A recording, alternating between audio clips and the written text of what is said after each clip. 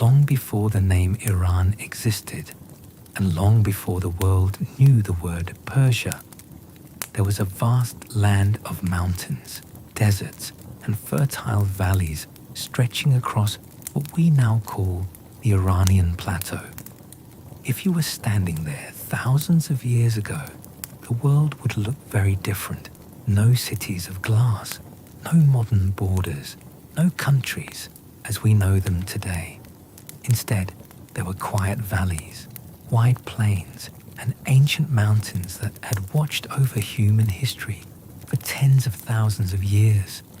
Small groups of people moved across this land slowly. There were hunters, herders, and early farmers. Some lived near rivers where water allowed crops to grow. Others traveled with animals across the dry grasslands. These early communities slowly began to form cultures, languages, and traditions. Over many centuries, something important happened. New groups of people began migrating into the region. Historians believe these people were part of what we now call the Indo-Iranian peoples. They traveled south from the Eurasian steppes, vast grasslands that stretched across Central Asia. These groups carried with them languages, beliefs, and social traditions that would shape the future of the region. Over time, they settled across the Iranian plateau, and they began to call themselves something important. They used a word that sounded like Arya. This word meant noble or honorable. From this word would eventually come the name Iran. The word Iran literally means land of the Aryans, but this name would not become widely known for many thousands of years. For now, these early communities simply lived, farmed, raised animals, and built villages. Slowly, over generations, small settlements began to grow.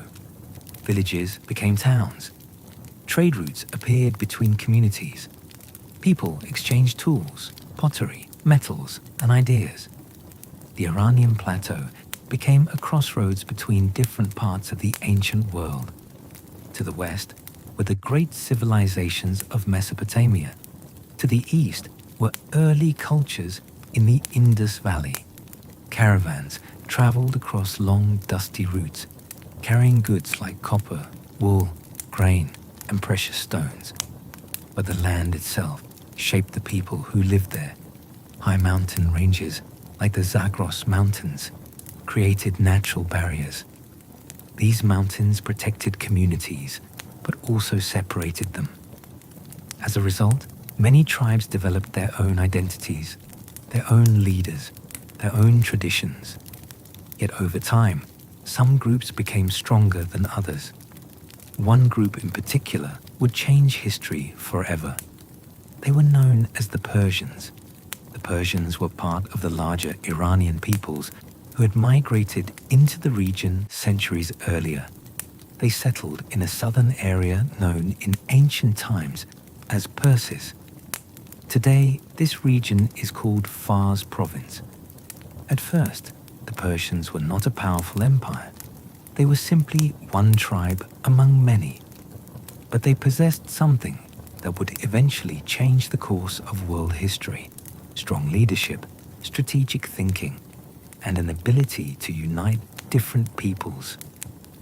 Over time, the Persian tribes began forming alliances with neighboring groups. They developed systems of governance and military organization. They also adopted ideas from nearby civilizations. From Mesopotamia, they learned administrative systems. From other cultures, they adopted technologies and agricultural methods. The Persian world slowly grew more organized, more powerful. But still, they were not yet an empire. That moment would arrive with the rise of a remarkable leader, a man whose name would echo through history. His name was Cyrus the Great. But the story of Cyrus and the birth of the Persian Empire is a story for the next chapter. So for now, as the winds move quietly across the ancient plateau, and the early tribes of Persia settle beneath the stars, our journey through history continues slowly forward.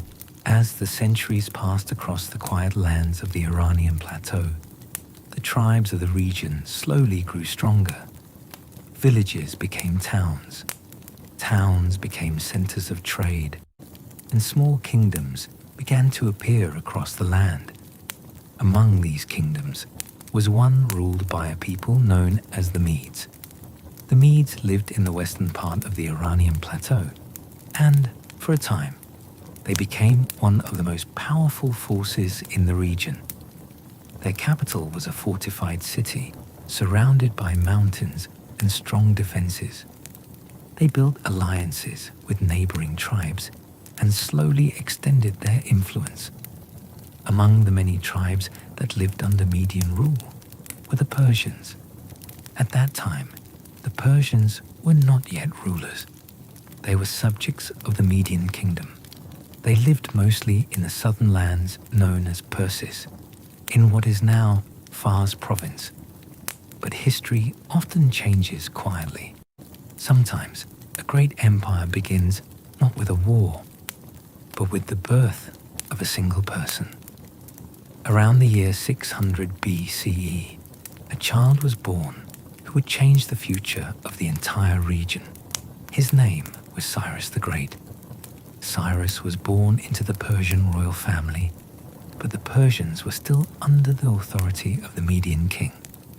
According to ancient stories, Cyrus showed signs of leadership from a very young age. Legends say he possessed calm confidence, intelligence, and an unusual ability to unite people around him. As he grew older, Cyrus began gathering support among the Persian tribes. He slowly strengthened alliances and built trust among leaders who were ready for change. Eventually, around 550 BCE, Cyrus led a rebellion against the Median king. But this was not a rebellion built purely on violence. Many Median nobles actually supported Cyrus. They saw in him a leader who could unite both Persians and Medes under one rule. When the conflict finally ended, Cyrus did something unusual for the ancient world. Instead of destroying the Median kingdom, he united it with Persia. This moment marked the true beginning of the Achaemenid Persian Empire. For the first time, the Persians were no longer just a tribe. They had become the leaders of a growing empire. But Cyrus did not stop there. Over the next years, he began expanding his influence across the ancient world. One of his most famous victories came when he captured the great city of Babylon. Babylon was one of the most powerful and wealthy cities of the ancient world. Many conquerors before Cyrus had ruled through fear and destruction, but Cyrus chose a different path. When he entered Babylon in 539 BCE, he allowed the city to remain intact. He respected local traditions. He allowed people to practice their religions freely, and he returned sacred objects the previous rulers had taken from conquered lands. Because of this, many historians remember Cyrus not just as a conqueror, but as one of the first rulers to practice a form of religious tolerance. One of the most famous artifacts connected to his rule is the Cyrus cylinder. Some scholars describe it as one of the earliest examples of a declaration of human rights. Under Cyrus, the Persian Empire became something remarkable. It was not just a kingdom. It became one of the largest empires the world had ever seen. It stretched from Central Asia to the Eastern Mediterranean, from deserts to mountains, from river valleys to ancient cities. And yet, the empire remained stable because Cyrus allowed different cultures to keep their traditions. Different languages were spoken across the empire. Different religions were practiced. Different customs were respected. Instead of forcing everyone to become Persian, Cyrus created a system that allowed diversity within unity. It was a new way of ruling an empire, but even the greatest rulers cannot live forever. After years of expansion and leadership, Cyrus eventually died during a campaign in Central Asia. His tomb still stands today in the ancient city of Pasargadae. It is a simple stone structure in the middle of an open plain, quiet, peaceful, a resting place for the man who created one of the greatest empires in human history. But the story of Persia was far from over. After Cyrus, new rulers would rise. They would build grand cities, construct royal roads, create systems of government that connected vast territories. And they would lead the Persian Empire into its golden age. That story begins with another great king, Darius the Great. And that is where our journey continues next. After the death of the great founder, Cyrus the Great, the Persian Empire was already vast and powerful, but the empire still needed organization. It needed strong administration, stable leadership, and systems that could manage land stretching thousands of kilometers. Eventually, a new ruler rose to power. His name was Darius the Great. Darius became one of the most important kings in the entire history of Persia. While Cyrus had built the empire through conquest and diplomacy, Darius focused on something equally important: structure. When Darius became king around 522 BCE, the empire was enormous. It stretched from the lands of Central Asia in the east to the shores of the Mediterranean in the west. Managing such a huge territory was not easy. Different regions spoke different languages, they practiced different religions, and they followed their own traditions. So Darius created a brilliant system of administration. He divided the empire into large provinces called satrapies. Each satrapy was governed by an official known as a satrap. These satraps were responsible for maintaining order, collecting taxes, and representing the authority of the king. But Darius was careful. He knew that giving too much power to one governor could lead to rebellion. So he created a system of balance. Military commanders, tax collectors, and royal inspectors all worked independently. This meant no single person controlled everything. To maintain communication across the vast empire, Darius built something extraordinary, a massive network of roads. The most famous of these was the Royal Road. This road stretched over 2,500 kilometers from Susa to Sardis. Messengers traveled this road carrying royal orders across the empire. At regular stations along the road, fresh horses waited. This allowed messages to move incredibly fast for the ancient world. A famous description of this system comes from ancient historians who wrote that neither snow, nor rain, nor heat, nor darkness of night stops these couriers from completing their appointed rounds.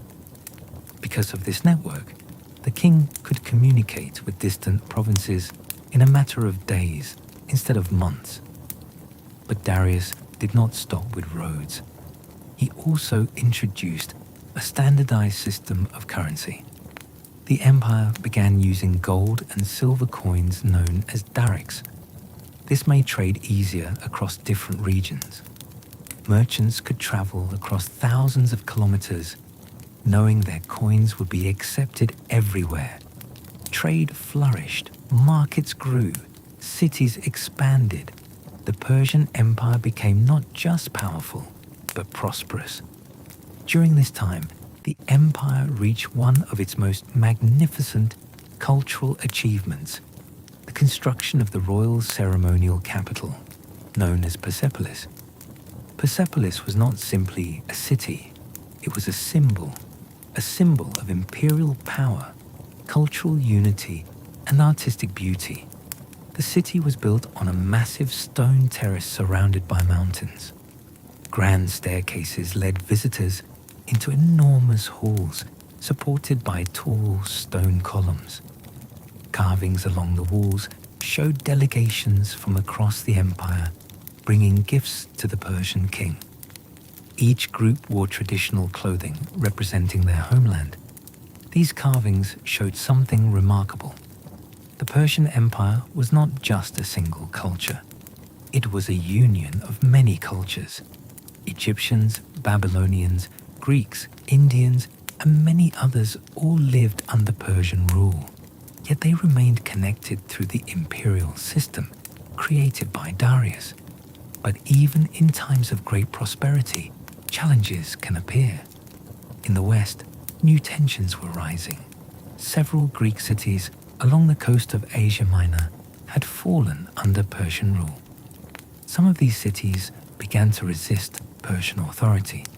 This conflict would eventually lead to one of the most famous struggles in ancient history, the wars between Persia and the Greek world. These events would bring the Persian Empire into conflict with rising powers in Europe. And although Persia remained strong for many generations, new forces were beginning to emerge. One of those forces would come from a young conqueror in Macedonia, a man whose name would later shake the entire Persian Empire. His name was Alexander the Great, and his arrival would change the destiny of Persia forever. But that story belongs to the next chapter of our journey through history. For generations, the Persian Empire remained one of the most powerful forces in the ancient world. Its roads connected distant lands. Its cities were rich and vibrant, and its kings ruled over one of the largest territories ever known. But history never stands still. Beyond the western borders of the empire, new powers were rising. Among the many kingdoms of the Greek world, one small kingdom in particular was growing stronger. That kingdom was Macedonia. Under the rule of Philip II of Macedon, Macedonia became a disciplined military power. Philip reorganized his army, introduced new battle formations, and united many of the Greek city-states under his influence. But Philip had an even greater ambition.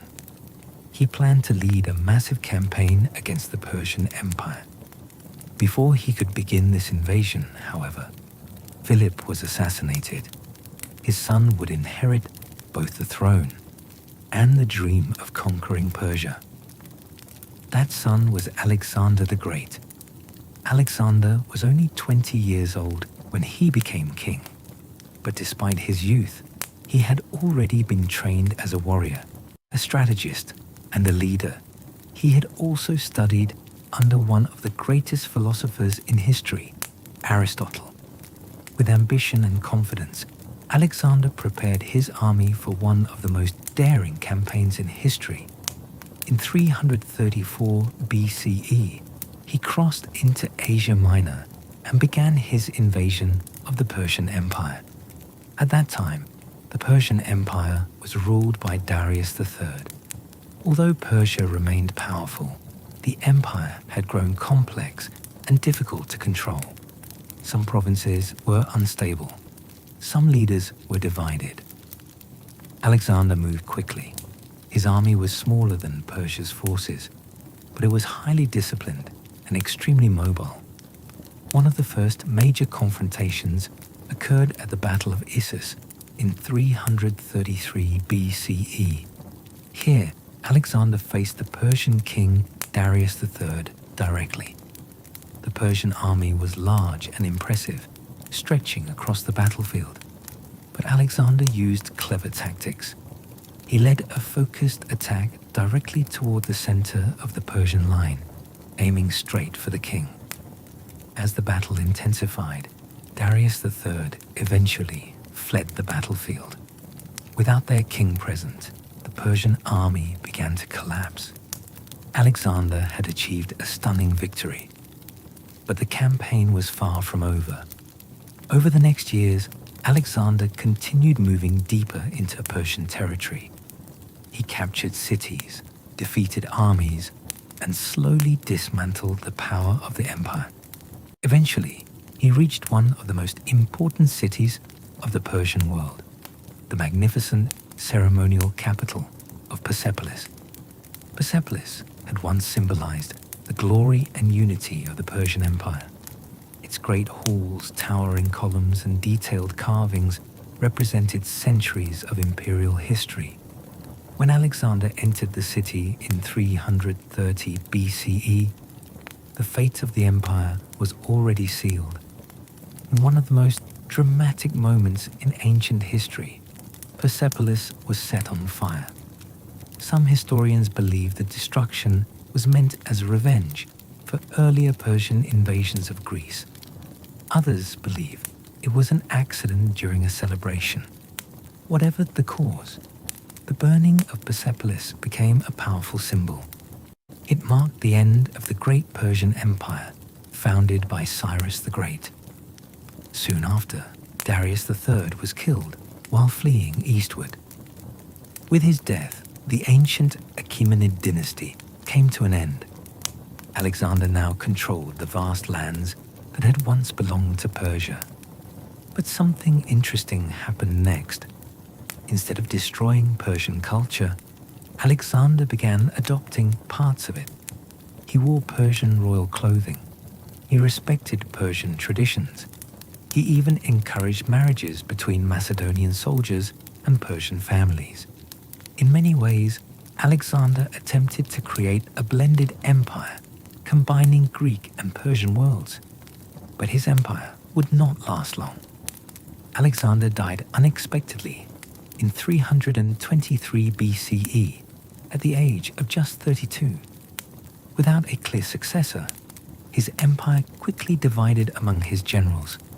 Yet even though the Achaemenid Empire had fallen, Persian culture did not disappear.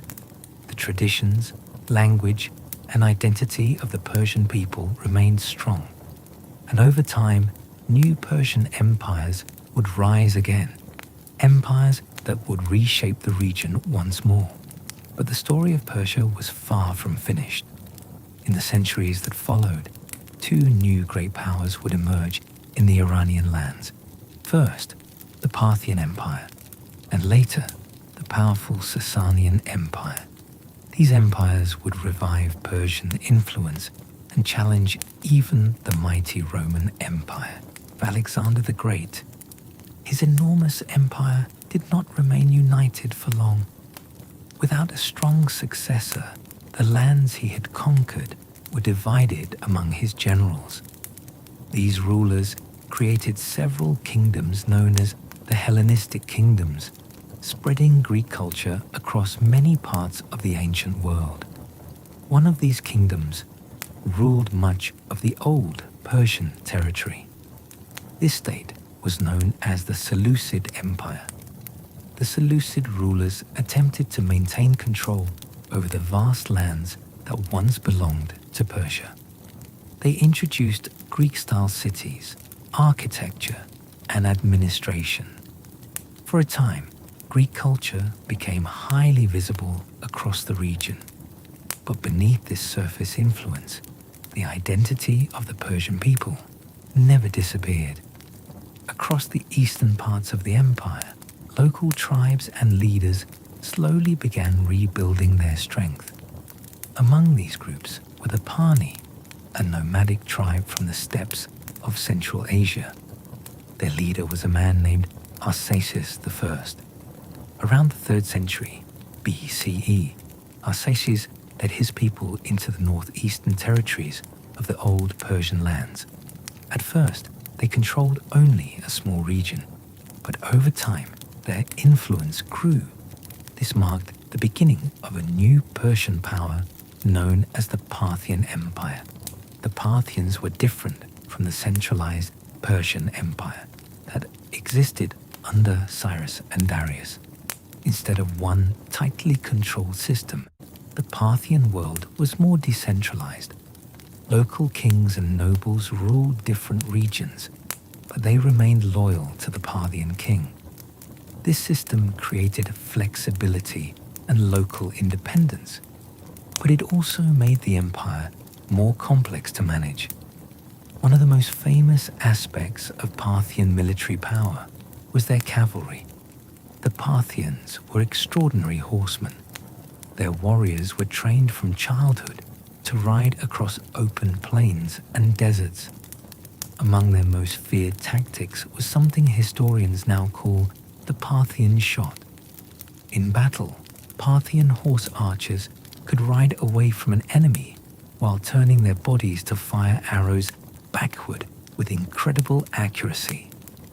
This technique made them extremely difficult to defeat. Their mobility allowed them to strike quickly and retreat just as fast. This cavalry strength became especially important in their long conflict with one of the greatest powers of the ancient world, the mighty Roman Empire. As Rome expanded eastward, it eventually reached the borders of Parthian territory. Neither empire was willing to surrender influence over the lands between them. The region of Mesopotamia became the center of repeated conflicts between the two superpowers. One of the most famous confrontations happened in 53 BCE during the Battle of Carrhae. A Roman general named Marcus Licinius Crassus led a large Roman army into Parthian territory. Crassus was one of the wealthiest and most powerful men in Rome, but he underestimated the Parthians. When the Roman army met the Parthian cavalry near Carrhae, the battle quickly turned into a disaster for Rome.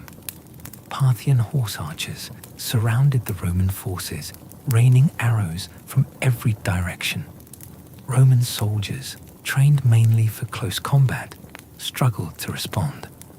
The heat of the desert, combined with constant arrow attacks, weakened the Roman lines. Eventually, the Roman army collapsed. Crassus himself was killed during the campaign. The defeat shocked the Roman world. It proved that the Parthians were not a minor regional power. They were a true rival, capable of challenging Rome itself. For centuries, the Parthian Empire remained one of the dominant powers of the Middle East. They controlled vital trade routes connecting the Mediterranean world to Central Asia and China. Through these routes, goods like silk, spices, and precious metals traveled across vast distances. This network later became known as the Silk Road. Caravans passed through Parthian lands carrying products, ideas, and cultures between East and West.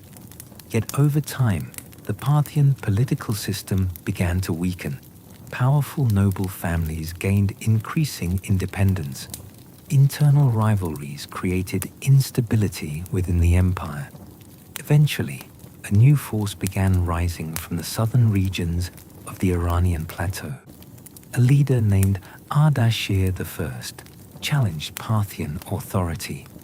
Through a series of victories, he defeated the last Parthian king. In the year 224 CE, Ardashir established a new Persian dynasty. This dynasty would restore centralized imperial power and revive many traditions of ancient Persia. It became known as the Sasanian Empire. Under the Sassanians, Persian culture, identity, and power would rise once again. Their empire would stand as one of the greatest rivals of Rome, and later, the Byzantine Empire. And for centuries, Persia would remain one of the most important civilizations in the world. But this powerful empire would eventually face a challenge that would change the entire region forever. A new faith, a new civilization, and after centuries of Parthian rule, the lands of Persia were ready for a new era. The Parthian Empire had once been powerful, but over time its decentralized structure created internal struggles. Local nobles gained too much independence, and the central authority of the king slowly weakened. Out of this changing political landscape emerged a determined leader. His name was Ardashir I. Ardashir was the ruler of a small region in southern Persia. But he had a bold vision. He wanted to restore the greatness of the ancient Persian empires. Through a series of battles and alliances, Ardashir defeated the last Parthian king. In the year 224 CE, he founded a new dynasty known as the Sassanian Empire. This marked the beginning of one of the most powerful empires in Persian history. Unlike the Parthians, the Sassanians built a highly centralized state. Power flowed directly from the king. The ruler carried the title King of Kings. This title reflected the idea that the Persian monarch ruled over many smaller kings and regional leaders. The Sassanians also revived many traditions from the earlier Achaemenid Empire. Persian identity, language, and royal symbolism became important again. One of the most important elements of Sassanian culture was religion. The empire strongly supported Zoroastrianism, one of the oldest monotheistic religions in the world. Zoroastrian priests played an influential role in society. Fire temples were built across the empire, where sacred flames burned continuously as symbols of divine presence. Religion, culture, and political authority were deeply connected. But the Sassanian Empire did not exist in isolation. To the west stood another powerful empire, the Byzantine Empire. The Byzantines were the continuation of the Eastern Roman world. For centuries, the Sassanians and Byzantines competed for influence across the Middle East. Their conflicts became some of the longest-running wars in ancient history. Battles took place across regions like Mesopotamia, Armenia, and Syria. Sometimes Persia advanced, sometimes Byzantium regained territory. These wars lasted for generations. Armies marched across deserts and mountains. Cities changed hands multiple times. Despite these conflicts, the Sassanian Empire achieved remarkable cultural and economic success. Cities expanded, trade routes flourished. Persian art, architecture, and scholarship grew more sophisticated. The imperial capital of Ctesiphon became one of the greatest cities of its time. The city stood near the Tigris River and served as the political and cultural center of the empire. But constant warfare with Byzantium had a cost. Years of conflict drained resources. Armies grew exhausted. The population suffered from the burden of endless war. At the same time, something unexpected was beginning far to the south. In the Arabian Peninsula, a new religious movement was emerging. In the early 7th century, a man named Muhammad began preaching a new message in the city of Mecca. This message became the foundation of the religion known as Islam.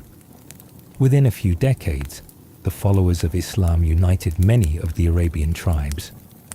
They formed a powerful and rapidly expanding community. After the death of Muhammad in 632 CE, Islamic armies began expanding beyond Arabia.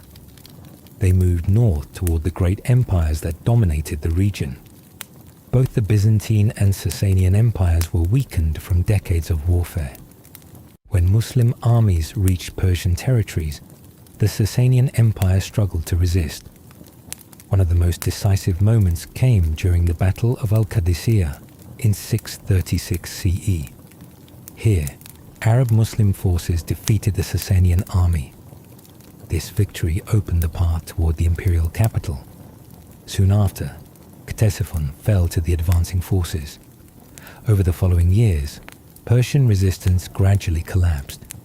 The last Sassanian ruler, Yazdegerd III, attempted to rally support across the eastern provinces, but the empire could not recover. By the mid-7th century, the Sasanian Empire had come to an end. Yet just as in earlier centuries, Persian culture did not disappear. Instead, it adapted. Persian scholars, poets, and administrators continued to influence the Islamic world. Persian language and literature flourished under new rulers. Over time, a unique blend of Persian and Islamic civilization emerged. This transformation would shape the identity of the region for centuries to come. But the story of Persia was still unfolding. New Persian dynasties would rise. Great poets would write timeless works. And the cultural identity of Iran would grow stronger than ever. That next chapter is the story of how Persian culture survived and flourished in the Islamic world. After the fall of the Sassanian Empire, many people believed that the ancient civilization of Persia might disappear. Empires had risen and fallen before. Cities had been destroyed. Dynasties had vanished. Yet something remarkable happened in the centuries that followed. Even though Persia was no longer an independent empire, its culture remained strong. In fact, Persian influence would soon spread across the entire Islamic world. When Muslim rulers took control of Persian lands, they introduced new systems of governance and religion. The region gradually became part of the early Islamic caliphates, first under the Rashidun Caliphate, and later under the Umayyad Caliphate and the Abbasid Caliphate. During the early years of Islamic rule, Arabic became the main language of administration and religion. Many official documents were written in Arabic. Scholars across the Islamic world studied the Arabic language in order to read the Quran and participate in intellectual life. But the Persian language did not disappear. Instead, it slowly evolved. Over time, a new form of Persian developed. Historians often refer to this language as New Persian. This version of the language used the Arabic script, but preserved the deep roots of earlier Persian traditions. Gradually, Persian became one of the most important cultural languages of the Islamic world. It was used in literature, poetry, philosophy, and court life. From Central Asia to Anatolia, and from India to the Middle East, Persian became a language of culture and scholarship. One of the most important works that helped preserve Persian identity was a monumental epic poem. It was written by the famous poet Ferdowsi. His masterpiece was called the Shahnameh, meaning the Book of Kings. Completed around the year 1010, the Shahnameh told the legendary history of Persia from ancient mythical times to the fall of the Sassanian Empire. Through thousands of poetic verses, Ferdowsi preserved stories of ancient heroes, kings, and battles. But the Shahnameh was more than just literature. It was a cultural bridge connecting the Islamic era with the deep history of Persia. Because of this work, the memory of ancient Persian civilization remained alive for future generations. Persian poetry soon flourished in many forms. Poets explored themes of love, spirituality, philosophy, and human experience. Among the most celebrated figures was the mystic poet Rumi. Rumi lived during the 13th century and wrote beautiful spiritual poetry that reflected the teachings of Islamic mysticism. His works expressed deep ideas about love, unity, and the search for meaning in life. Even today, Rumi's poetry continues to inspire readers around the world. Another famous Persian poet was Hafez, whose verses combined lyrical beauty with philosophical reflection. Persian literature became one of the most refined literary traditions in the world. But Persian influence was not limited to poetry alone. Persian scholars made major contributions to science, medicine, and philosophy. One of the most famous scholars was Avicenna, known in Persian as Ibn Sina. Avicenna wrote influential works on medicine and philosophy that were studied across both the Islamic world and medieval Europe. His medical encyclopedia, the Canon of Medicine, remained an important medical reference for centuries. During this time, Persian culture spread far beyond the borders of the Iranian plateau. Persian administrators served in royal courts across the Islamic world. Persian architecture influenced mosque and palace designs. Persian art, calligraphy, and miniature painting developed distinctive styles admired across many regions.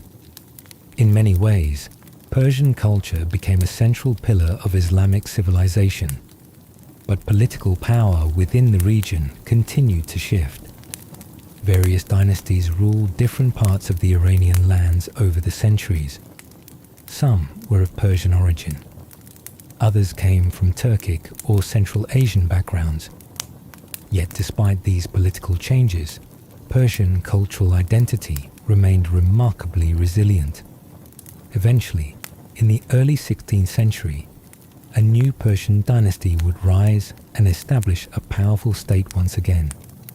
This dynasty would play a crucial role in shaping the identity of modern Iran. It was known as the Safavid Empire. Under the Safavids, Persia would experience a new political and cultural transformation. A transformation that would define the religious and national character of the region for centuries to come. As the centuries passed after the fall of the Sassanian Empire, Persian lands experienced many changes. Different dynasties ruled at different times. Some were local Persian families. Others were Turkic or Central Asian rulers who had adopted Persian culture. But through all these centuries, Persian language, literature, and identity continued to survive. Then, in the early 16th century, a powerful new dynasty emerged. This dynasty would change the political and religious landscape of Persia forever. It was known as the Safavid Empire. The founder of this empire was a young and charismatic leader named Shah Ismail I. Shah Ismail came from a religious and political movement based in the region of Azerbaijan. From a very young age, he gathered loyal followers who believed in his leadership. These followers were known as the Qizilbash, warriors who wore distinctive red headgear. With their support, Shah Ismail began conquering territories across the Iranian plateau. In the year 1501, he captured the important city of Tabriz. There, he declared himself Shah, or King, of Persia. This moment marked the official beginning of the Safavid Empire. But Shah Ismail's most significant decision was not only political, it was religious. He declared Twelver Shia Islam to be the official religion of the state. At that time, most of the surrounding Islamic world was predominantly Sunni. By making Shia Islam the state religion, the Safavid rulers created a distinct religious identity for Persia. This decision had long-lasting consequences. It shaped the religious character of Iran that still exists today. The Safavid rulers worked to strengthen their empire. They built administrative institutions, organized the military, and promoted Persian culture. Over time, the empire became one of the most powerful states in the region. One of the greatest Safavid rulers was Shah Abbas I, often called Shah Abbas the Great. During his reign in the late 16th and early 17th centuries, the Safavid Empire reached its peak. Shah Abbas reformed the army and reduced the political influence of powerful tribal groups. He strengthened the central authority of the monarchy, but he is also remembered for transforming the cultural life of the empire. Shah Abbas moved the imperial capital to the beautiful city of Isfahan. Under his rule, Isfahan became one of the most magnificent cities in the world. Travelers from Europe, Asia, and the Middle East described its wide avenues, grand squares, and beautiful architecture. At the center of the city stood the famous Naqsh-e-Jahan Square. This enormous square was surrounded by mosques, palaces, gardens and markets. Nearby stood the stunning Shah Mosque, known for its elegant domes and intricate blue tile work. Safavid architecture blended artistic beauty with religious symbolism. Persian art also flourished during this time. Miniature paintings, carpets, calligraphy, and ceramics became highly refined artistic traditions. Persian carpets in particular became famous around the world for their intricate patterns and craftsmanship. Trade routes connected the Safavid Empire to Europe, India, and Central Asia. Merchants carried Persian goods across vast distances. These exchanges brought wealth and cultural interaction to the empire. Yet like all empires, the Safavid state eventually faced internal challenges. After the death of strong rulers like Shah Abbas, the empire gradually weakened. Internal conflicts, economic difficulties, and external invasions began to strain the state. By the early 18th century, the Safavid Empire collapsed, but the legacy of the Safavids was profound. They had reunited much of the Iranian plateau under one political authority. They had reinforced Persian cultural identity, and most importantly, they had established Shia Islam as a defining feature of Iranian society. This religious identity would remain a central part of Iran's history for centuries. After the fall of the Safavids, new dynasties would rise. Among them were the Achaemenid dynasty, the Zand dynasty, and eventually the Qajar dynasty. These rulers governed Persia during a time when European powers were becoming increasingly influential across the world. The modern era was approaching, and with it came new challenges, new ideas, and new transformations. One of those transformations would eventually lead to a moment that changed the name by which the world knew the country. A moment when Persia would officially become known as Iran. Time. Several different leaders struggled to control the region. Among them was a powerful military commander named Nader Shah. Nader Shah rose to power in the early 18th century and founded the Achaemenid dynasty. He was a brilliant military strategist and managed to restore much of Persia's lost territory. In fact, some historians describe him as one of the greatest military leaders in Persian history. His armies traveled far beyond the borders of Iran.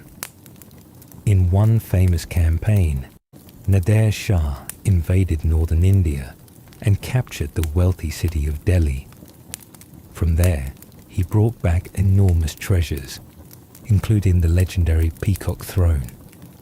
Yet despite his military success, Nader Shah's rule became increasingly harsh. Heavy taxation and strict control created dissatisfaction across the empire. After his death in 1747, the empire quickly fragmented once again. Several regional leaders competed for power. Eventually, a new ruling family established control over Persia. This family became known as the Qajar dynasty. The Qajar rulers governed Persia from the late 18th century into the early 20th century. During this time, the world was changing rapidly. European empires were expanding their influence across Asia. Industrialization was transforming economies and technologies. Persia found itself caught between two powerful neighbors. To the north stood the Russian Empire. To the south and east stood the British Empire. Both powers were interested in the strategic position of Persia. The country lay between important trade routes and regions rich in natural resources. As a result, Persia became an area of geopolitical competition between Russia and Britain. This rivalry later became known as the Great Game. During this period, Persia faced significant challenges. The Qajar rulers struggled to modernize the country's administration and military. Several wars with Russia resulted in territorial losses. Important regions in the Caucasus were ceded to the Russian Empire. Economic pressures also grew. Foreign companies gained control over certain industries and resources. Many Persian citizens became concerned about the increasing influence of foreign powers. At the same time, new ideas about political reform were spreading across the country. Intellectuals, merchants, and religious scholars began discussing concepts like constitutional government and legal reform. These ideas eventually led to a major turning point in Persian history. In 1906, widespread protests and political pressure forced the Qajar ruler Muzaffar ad-Din Shah Qajar to approve a new constitution. This event became known as the Persian Constitutional Revolution. For the first time in the country's history, a national parliament, called the Majlis, was established. The constitution aimed to limit the power of the monarchy and introduce modern political institutions. Although the new system faced many challenges, it marked the beginning of modern political life in Persia.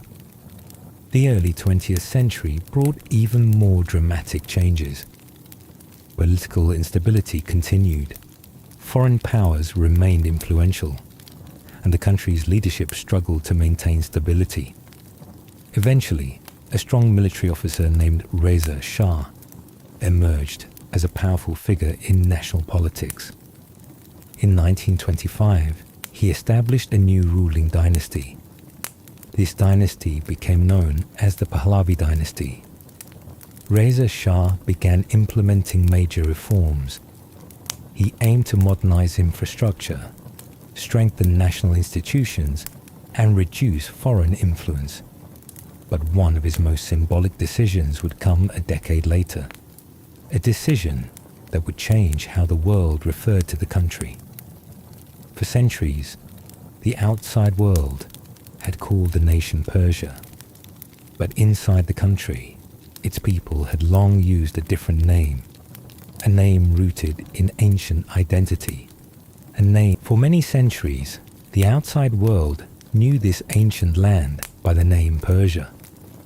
The word Persia came from an old region known as Persis, the homeland of the early Persian kings. Greek historians first used this name when describing the powerful empire founded by Cyrus the Great. Over time, the name Persia spread throughout Europe and became the common way foreigners referred to the country. Yet inside the land itself, the people had always used a different name. For thousands of years, they referred to their homeland as Iran. This word comes from an ancient expression meaning land of the Aryans. In historical terms, the Aryans were early Indo-Iranian peoples who settled across the Iranian plateau thousands of years ago. So while the world spoke of Persia, the inhabitants themselves spoke of Iran.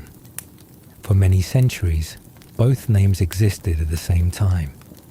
Persia was used internationally. Iran was used locally and culturally.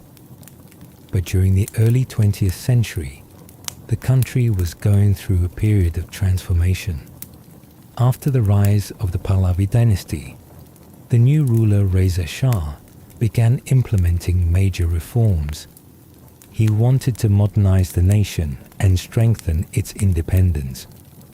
Railways were built, education systems were reorganized, government institutions were centralized. Reza Shah also wanted to reinforce a sense of national identity that connected modern society with the country's ancient heritage. As part of this effort, he made a historic request. In the year 1935, the Iranian government officially asked foreign countries to begin using the name Iran instead of Persia in diplomatic communication. This moment became known as the renaming of Persia to Iran, 1935. From that point forward, the name Iran gradually replaced Persia in international usage. Yet the change did not erase the past. The word Persia still carries deep cultural meaning. It reminds people of ancient empires, legendary kings, and one of the world's oldest civilizations. Even today, the terms Persia and Iran are sometimes used in different contexts. Iran refers to the modern nation-state. Persia often refers to the historical and cultural heritage that stretches back thousands of years. The art, poetry, architecture, and traditions of Persian civilization remain deeply influential. From the poetry of Rumi and Hafez to the legendary stories preserved by Ferdowsi, to the architectural beauty of cities like Isfahan. The legacy of Persia continues to live on within modern Iran. Today, Iran stands as a country shaped by thousands of years of history. Empires have risen and fallen across its lands. Languages and cultures have evolved. Religions and ideas have transformed societies. Yet through all these changes, one thing has remained constant: the deep historical identity of the Iranian people. From the early tribes of the Iranian plateau to the great empires of Achaemenid Empire, Parthian Empire, and Sassanian Empire, to the cultural renaissance of the Islamic era, and finally to the modern nation we know today. The story of Persia becoming Iran is not simply about a change of name. It is a story of continuity, a story of a civilization that adapted across thousands of years while preserving its cultural soul. And as we slowly reach the end of our journey through this long history, the mountains and deserts of the Iranian plateau still stand quietly beneath the stars, watching over a land whose story continues to unfold.